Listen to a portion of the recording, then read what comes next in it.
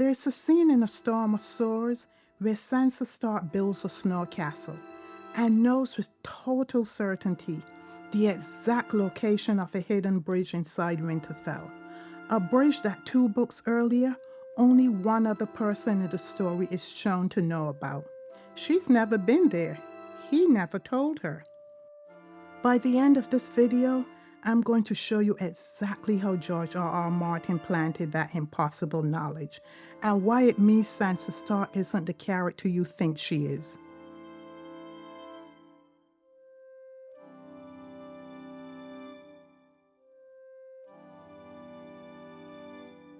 It is snowing in the Eyries, not yet the bitter punishing snow of a veiled winter, the kind that closes passes and kills men on mountain roads.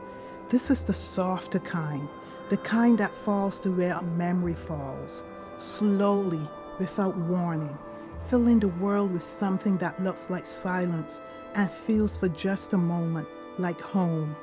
Sansa Stark steps outside. A pure world, Sansa thought. I do not belong here, yet she stepped out all the same. Her boots tore ankle-deep holes into the smooth white surface of the snow, yet made no sound. Sansa drifted past frosted shrubs and thin dark trees and wondered if she were still dreaming. She's not quite sure she's awake, and maybe that's the point, because in this moment, the veil has stopped being the veil. The snow has done something to the world. It has made it magical and possible just barely for her to imagine that she is somewhere else, that she is someone else, that she is still the girl she was before King's Landing, before Joffrey, before everything she has lost. She tilts her face up to the sky, closes her eyes, and she tastes the snow on her lips. It was the taste of Winterfell, the taste of innocence, the taste of dreams. When Sansa opened her eyes again, she was on her knees. She did not remember falling. It seemed to her that the sky was a lighter shade of gray. Dawn, she thought. And then something happens that she cannot explain. When Sansa opens her eyes, she's on her knees. She does not remember falling. The sky is lighter. Dawn has come to the Eyrie while she was somewhere else. It is cold, and the snow is getting heavier. She should go inside. Instead, she builds Winterfell. She builds it from longing and from memory, the great keep, the inner walls, the towers. She builds it the way you would build something sacred.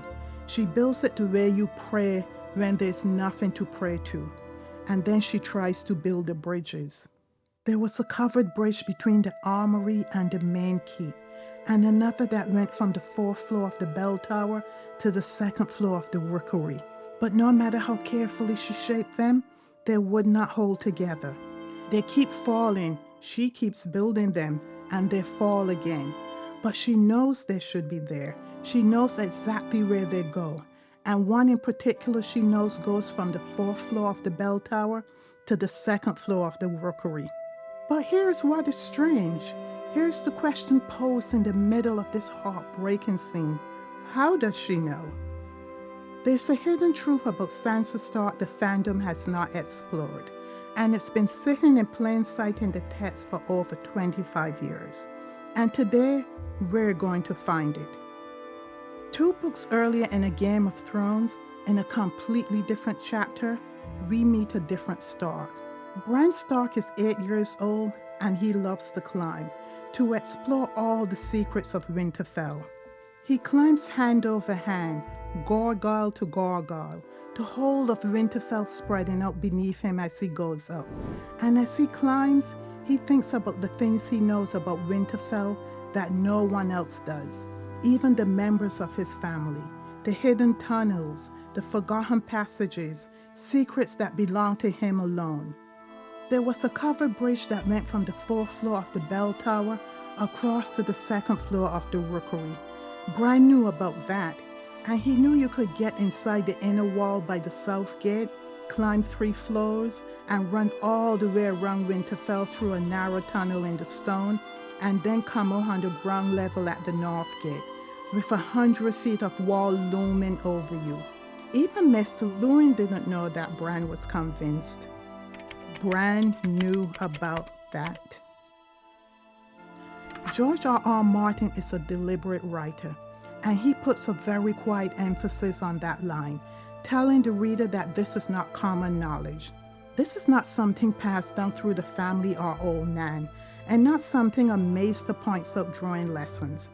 Bran is explicit that even Maester Lewin doesn't know it. Robb doesn't know it. His family, the family who has lived inside these walls for generations, does not know it. This knowledge belongs to Bran alone, because he alone goes where no one else thinks to go. He knows because he moves through Winterfell's hidden body like a secret kept by the castle itself, and he has told no one. Sansa does not climb. She has never explored the hidden passages. She's not Arya. George makes this clear. Sansa would not have gone to the dark, creepy, forgotten places. She would not have known to look for them. And yet, the 4th floor of the bell tower to the 2nd floor of the rookery, the exact bridge, the exact floors, she knows. How does Sansa Stark know something she has no mundane way of knowing? Something that only one other member of her family knows, and he never shared the secret with her? That is the question at the heart of this series, and the answer, once you find it, does not just change how you read Sansa. It changes how you read the entire architecture of A Song of Ice and Fire. George R.R. Martin plays chess. He has played it seriously and once competitively when he was a young man. And like everything he has lived with long enough, it has found its way into his writing and A Song of Ice and Fire. Not as decoration, but as structure. In chess, there are 2 pieces that carry the weight of the game. The king is the most important piece on the board. The entire game is organized around his survival. He moves 1 square at a time, careful and constrained, always in need of protection. The king does not range across the board. The king stays close to what he knows. The queen is the most powerful piece on the board. She moves freely across ranks and files and diagonals, anywhere she chooses, as far as the board allows. She is the piece that creates threats, that forces decisions, that changes the shape of the game. In the hands of a skilled player, she is the piece that determines the outcome.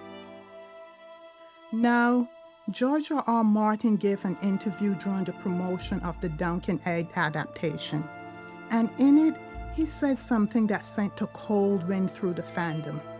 He said that he had originally planned to kill Sansa in the books, that he had always intended her story to end in death. He said he might still go that route, but that the show's ending for her had given him pause. He was thinking about it and might let her live. Most people heard this as tragedy, or as confirmation that Sansa is expendable, not important to the story, that even the author is not certain she deserves to survive. I want to suggest that they heard it wrong. Because in chess, the queen is the most powerful piece on the board, and the queen can be sacrificed, not because she doesn't matter, because she matters so much that her sacrifice can win the game. A queen's sacrifice is not a defeat. In the right hands, it is the move that ends everything. George R.R. Martin has been building something with Sansa Stark since the very first chapter she appears in. Something hidden inside the text, encoded in imagery and symbolism and parallel scenes so deliberate that once you see them, they cannot be unseen. We're going to start seeing them today. Starting with a girl who knows about a bridge she has no earthly reason to know about, standing in her snow castle, kneeling in the dark, already flying, already dreaming, already something the fandom has never had a name for. Quick pause before we go deeper. If this is something you like, old text read closely enough that it starts telling you things that it was never supposed to say out loud, subscribing and commenting would help the channel. This is what we do here. And if that bridge already has you second guessing something you thought you understood about Sansa Stark, that's exactly what the like button is for. Now let's go back to the beginning. Let's go back to the red hair. Let's start with something hiding in plain sight on the surface of the text before we go any deeper. Let's look at the Stark children. Arya has the long face and dark coloring of the Starks. She is her father's daughter in bone and blood. Jon Snow is dark as well, the North written into his features. But 4 of Ned Stark's children inherited something different. Something that came down through their mother's Tully line and announced itself in the most visible way possible. Robb, Sansa, Bran, Rickon, red hair. In the world of A Song of Ice and Fire, red hair carries a name. The Waldens call it Kissed by Fire, and they mean exactly what it sounds like. To be born with hair the color of flame is to carry a mark, the fire of the gods written into the body from birth. Now, George R.R. Martin is not a writer who reaches for symbolism casually. When he gives 4 children of the central family of his story the same striking physical marker, and then gives that marker a mythological name, he is doing something deliberate. The way the Targaryen silver hair means something. The way the black hair of House Baratheon means something. In a story built on bloodline and inheritance, a physical marker is never merely decorative. Now, some fans say that auburn hair is not really red hair. Aside from that not really making sense, as auburn hair has always been considered a shade of red, Martin makes it obvious in the text that Sansa should be seen as having kissed by fire hair. He goes out of his way to plant that association in a way he doesn't with any of the other red-headed Starks. I often sent her maid away so I could brush her hair myself. She had auburn hair, lighter than mine, and so thick and soft. The red in it would catch the light of the torches and shine like copper. And that physical marker, well, the body count on its own is not encouraging. Robb Stark had red hair. He died at the Twins, betrayed at a feast, his crown and his kingdom taken from him at 16 years old, barely past boyhood. Catelyn Tully had red hair, the mother from whom it descended, and she watched her son die before she is killed as well. Ygritte had red hair, wild and wind-tangled north of the wall, and she died with an arrow in her chest and Jon Snow's name on her lips. Beric Dondarrion had red hair, and he died so many times that the man who walked around in his body was barely the man who started the journey. The Waldens call it lucky. The text calls it something else.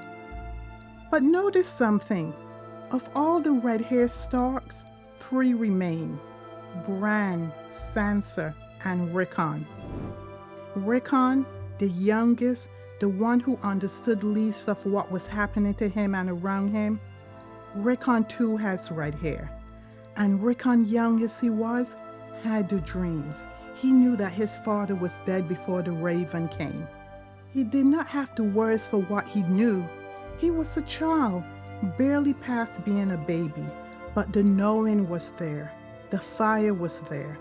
He woke with it the way you wake with a nightmare, certain of something you cannot explain. I dreamed about him, the boy said. He was in the crypts. He kept asking me to come down and sit with him, and I didn't want to. 3 red-haired Stark children, 3 children marked by the fire of the gods, and in each of them, in different degrees, is something that operates below the level of ordinary knowing. Rickon's gift was raw and untrained and too young to be anything but anguish. Bran's opened when he fell, cracked wide by the impact, by the coma, by the crow that came to him in the dark and stabbed at the space between his eyes. His story is the story of a boy learning, slowly and at great cost, what the fire means and what it asks of him. And Sansa? Sansa is the one no one has been watching. Sansa is the one who has been doing something extraordinary in plain sight, in chapter after chapter, without a guide, without a teacher, without even knowing what she is. Which brings us back to the snow and the castle and the bridge she should not know about. Because the red hair is not an accident. It never was.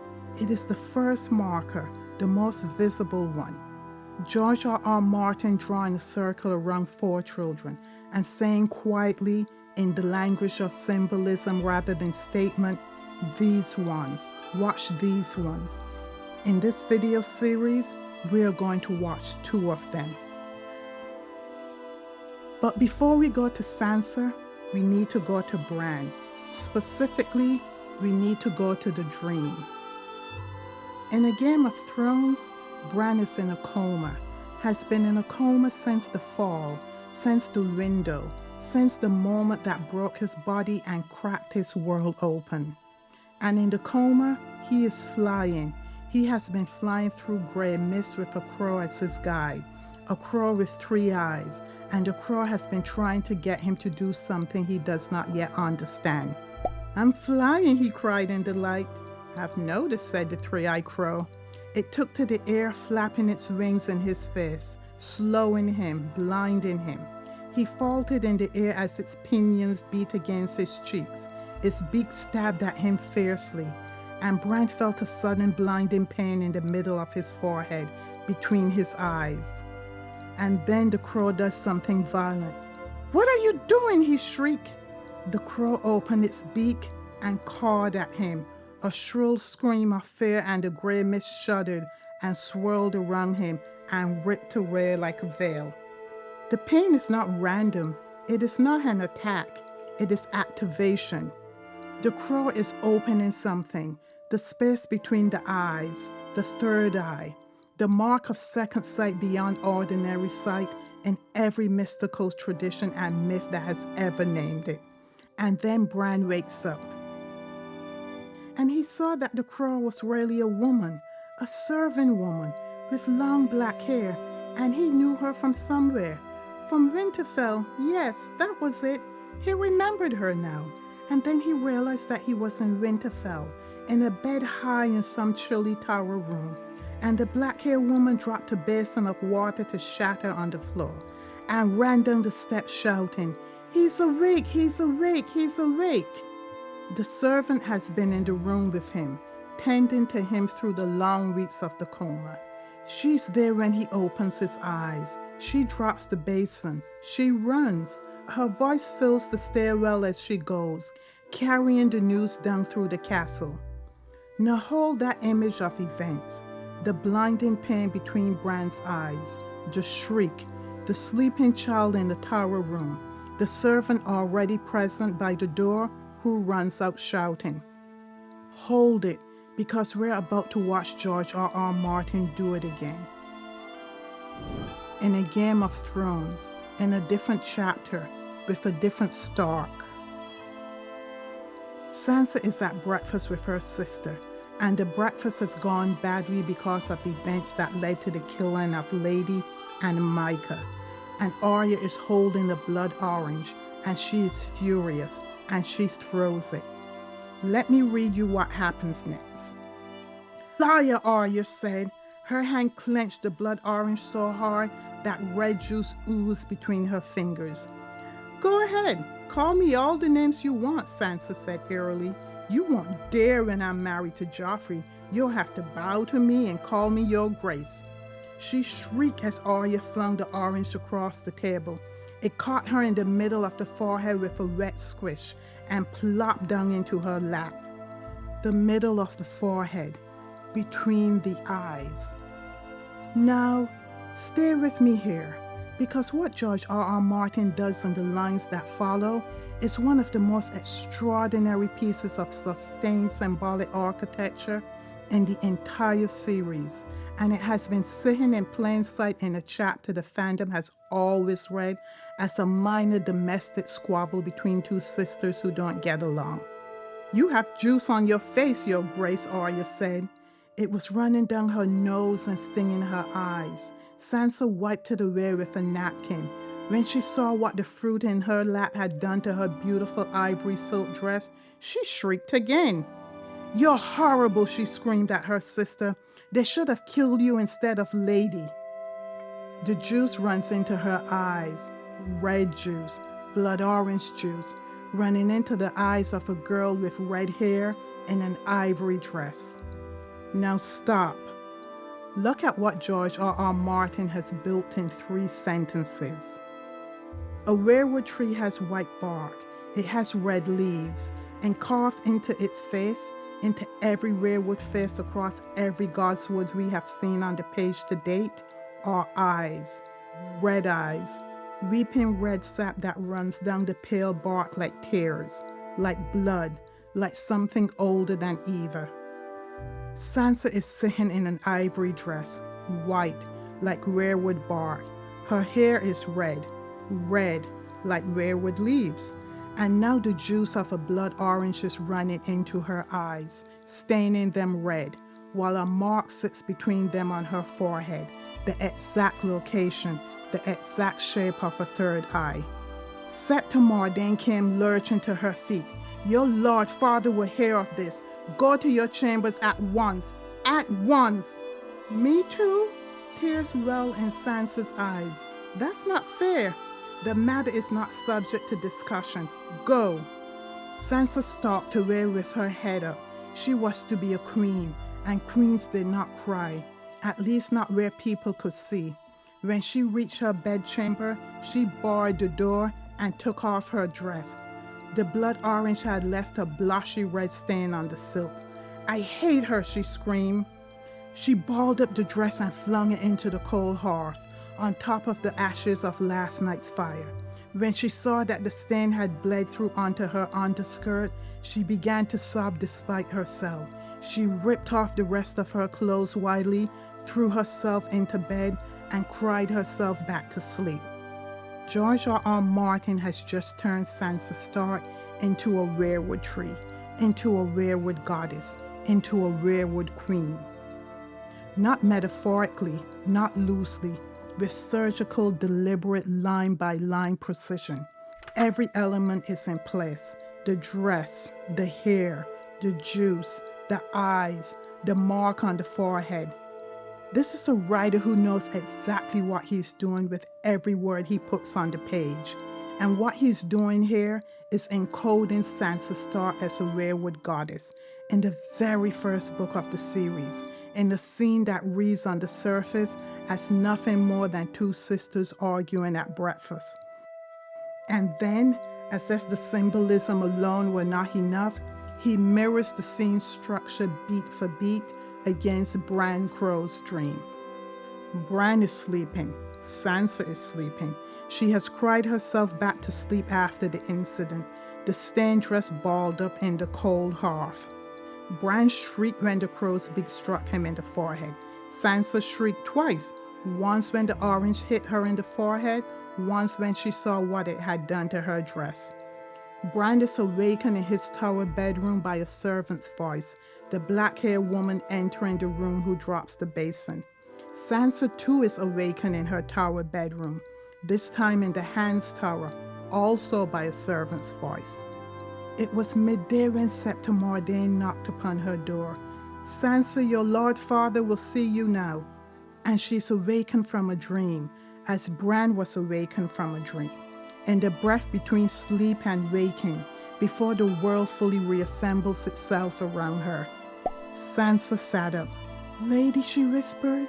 For a moment it was as if the direwolf was there in the room with her, looking at her with those golden eyes, sad and knowing.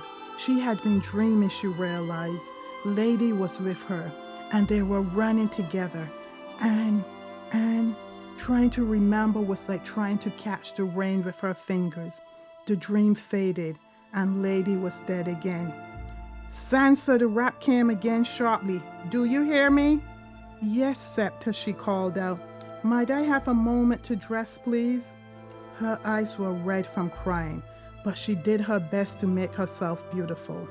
She has been somewhere, she does not know where. The memory dissolves the moment she reaches for it, like rain, like something that belongs to a different state of being than the waking world allows. Bran's third eye opens and he wakes to find his life changed permanently. Sansa's symbolic third eye is marked, and she wakes from a dream she cannot hold, and she does not know what has been opened in her. But George knows. He has known since the first book. He has been placing the markers carefully, one by one, in scenes that read as plot but are actually something else entirely. The red hair, the third eye, the Weirwood goddess standing in ivory and red in a chapter no one has been reading correctly. And we are only getting started. In A Clash of Kings, Jojen Reed arrives at Winterfell with his sister Mira, and he brings with him something Bran desperately needs, a name for what he is. Jojen has green dreams. He has seen Bran before he met him, and in one of those dreams, he saw something specific. I dream of a winged wolf bound to earth with grey stone chains. It was a green dream, so I knew it was true. A crow was trying to peck through the chain, but the stone was too hard and his beak could only chip at them. You are the winged wolf, Bran said Jojen. I wasn't sure when we first came, but now I am. The crow sent us here to break your chains. The winged wolf is Bran, bound to earth, to Winterfell, to his broken body, to the grey stone labyrinth of walls and towers that Martin explicitly describes as Bran's chains. Unable yet to fly, unable yet to become what he is meant to be. It is one of the most resonant images in the series, a wolf with symbolic wings that he cannot yet use, power that cannot yet move. The fandom knows this image well. What the fandom has not noticed is that George R.R. Martin gives Sansa the exact same symbolism, not through a green dream, not through a prophet's vision, through the small folk. In A Storm of Swords, news of Joffrey's death spreads through Westeros the way all news spreads in Westeros, imperfectly, dramatically, and loaded with the embellishments of people who were not there and cannot resist making the story better. And somewhere in the chaos, someone starts a rumor about what happened to the Stark girl and how she escaped. I forgot, you've been hiding under a rock. The northern girl, Winterfell's daughter. We heard she killed the king with a spell and afterward changed into a wolf with big leather wings like a bat and flew out a tower window. But she left the dwarf behind, and Cersei means to have his head.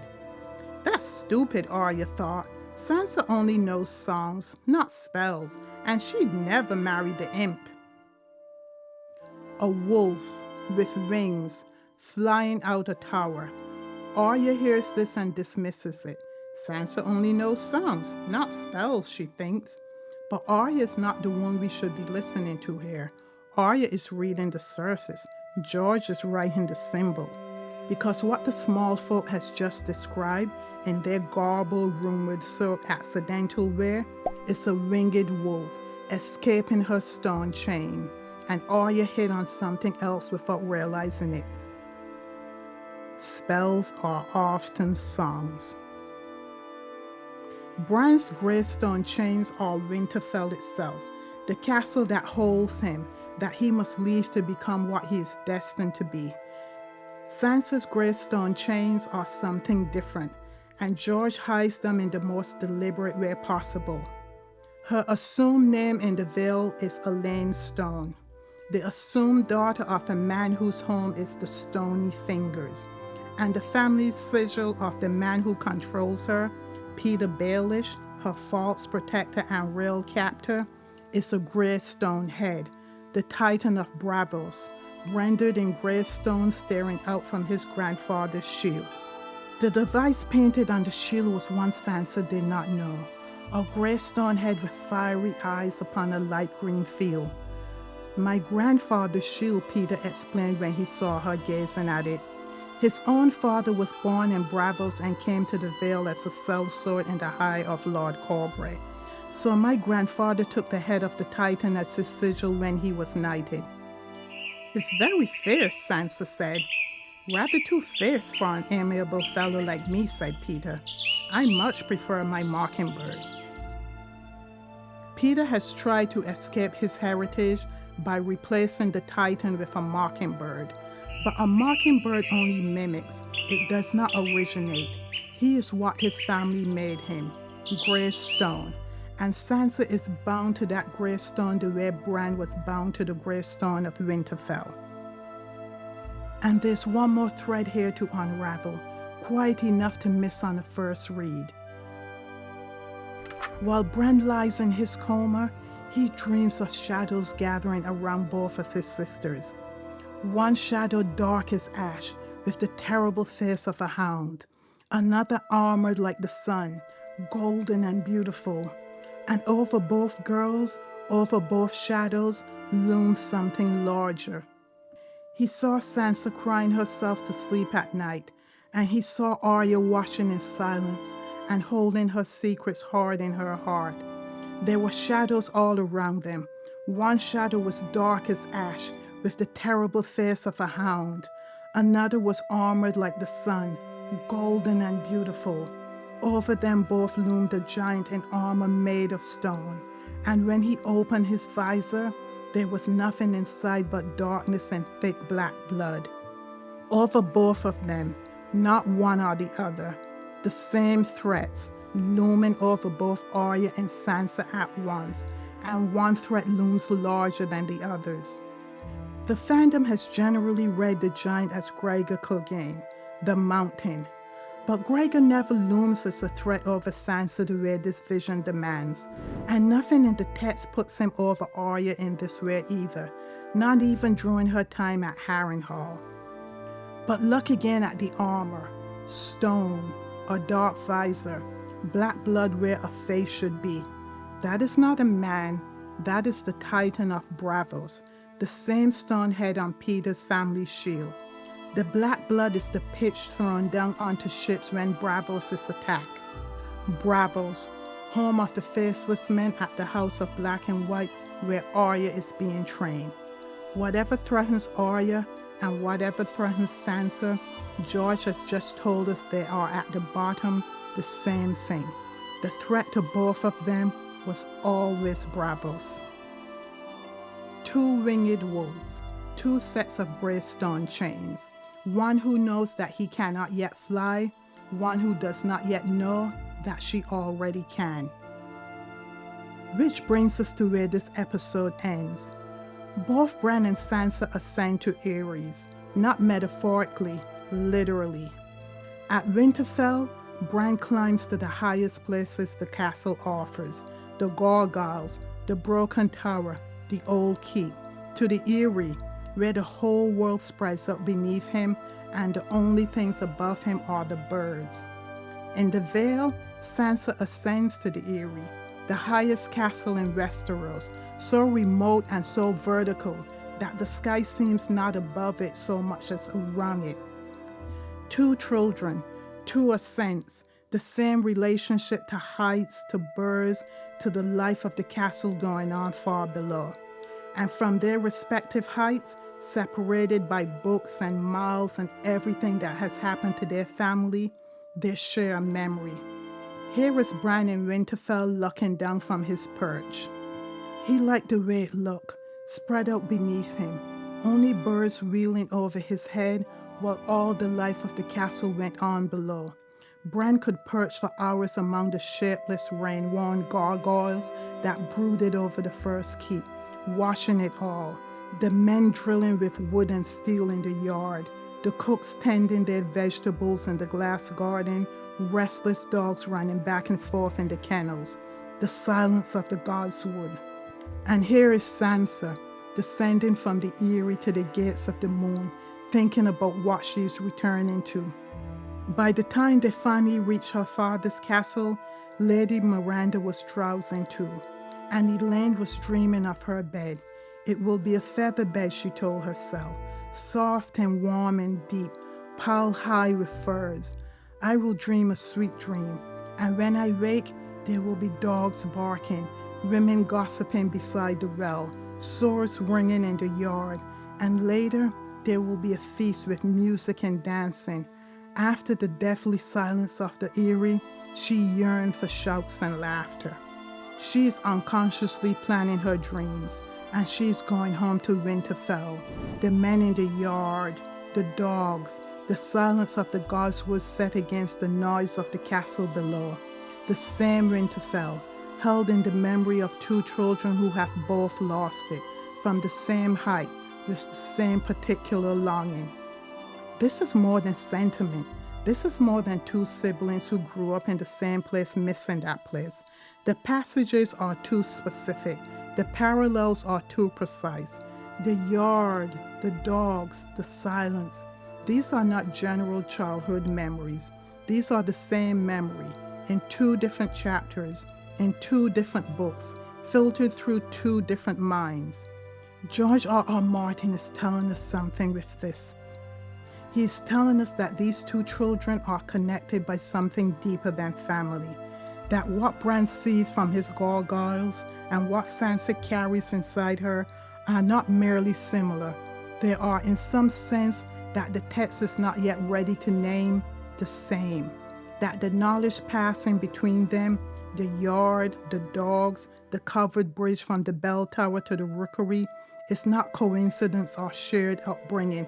It is something else, and it is what this series is about.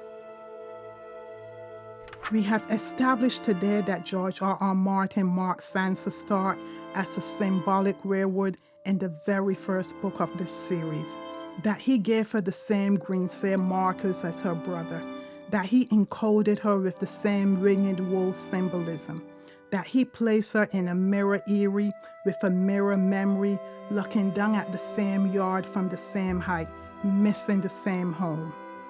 And we have established quietly in the snow, in a garden with no gods, that she knows something she should not know, that she built a bridge between a bell tower and a rookery with the certainty of someone who has been there, in a castle she has not explored, with knowledge she has no earthly explanation for.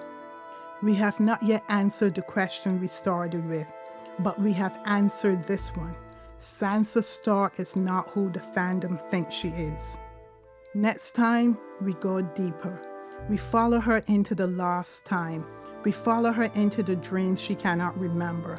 We find out what 1 in 1,000 means and why the man who says it to Sansa has no idea what he is confessing. And at the end of it all, we are going to find a kiss that never happened and a mystery that will take us somewhere else entirely to solve. If Sansa Stark looks different to you now than she did 20 minutes ago, that's the point of this channel, finding the thing that was always there, hiding in the scene everyone thought they already understood. Subscribe so episode 2 lands in your feed the moment it's up. And if you like watching a text broken apart like this, go watch the Glass Menagerie breakdown inside my interview with the Vampire Essay Nets, or dig into the full Martian Queen playlist, where I run the same method on Daenerys Targaryen. Same method, different ghosts. Thank you for watching.